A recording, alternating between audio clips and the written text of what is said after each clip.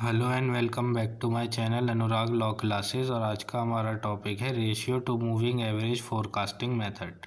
इसकी डेफिनेशन देख लेते हैं। तो इस मेथड के अंदर हम इस्तेमाल करते हैं रेशियो का, जो कि एक्चुअल सेल्स का रेशियो होता है मूविंग एवरेज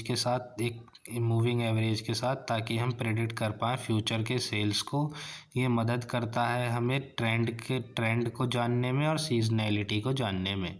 सेकंड आता है मूविंग एवरेज। तो ये एक सिंपल टेक्निक है जो कि स्मूथ आउट करती है फ्लक्चुएशंस को, और इसमें हम एवरेज लेके आते हैं नंबर ऑफ पास्ट पीरियड का, ताकि हम प्रिडिक्ट कर पाएँ फ्यूचर सेल्स को।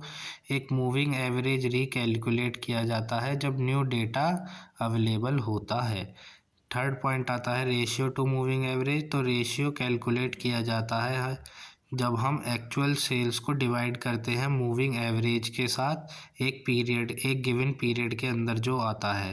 फिर इस रेशियो को हम अप्लाई करते हैं मूविंग एवरेज पर, ताकि हम नेक्स्ट पीरियड की सेल्स फोरकास्ट को पता कर पाएँ। इस फोर्थ आता है एप्लीकेशन। तो ये मेथड पर्टिकुलरली यूज़ किया जाता है सेल्स डेटा एग्जिबिट करने में, जो कि ट्रेंड और सीजनैलिटी के अनुसार हो, और मगर ये बहुत ही लेस इफ़ेक्टिव होता है जब इसके कंपोनेंट्स चेंज हो जाते हैं फ्रीक्वेंटली। फिफ्थ आता है एडवांटेज। तो ये आसान है इम्प्लीमेंट करने के लिए, और ये ज़्यादा अच्छे से काम करता है जब हमारे पास डेटा कंसिस्टेंट होता है, जिसमें कि सीजनल फ्लक्चुएशंस और ट्रेंड आते हैं। सिक्स्थ आता है लिमिटेशन। तो ये मेथड ज़्यादा इफ़ेक्टिव नहीं होता है सेल्स को फोरकास्ट करने के लिए, क्योंकि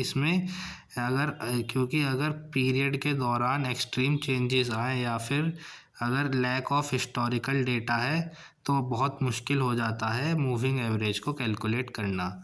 लास्ट आता है यूज़ इन प्रैक्टिस। तो बिजनेसेस हमेशा इस्तेमाल करते हैं इस मेथड को प्रोडक्ट के लिए जिनकी प्रेडिक्टेबल सीजनल सेल्स साइकिल होती है, या फिर शॉर्ट टर्म फोरकास्टिंग के लिए इस्तेमाल करा जाता है जहाँ पे कि ट्रेंड स्टेबल होते हैं।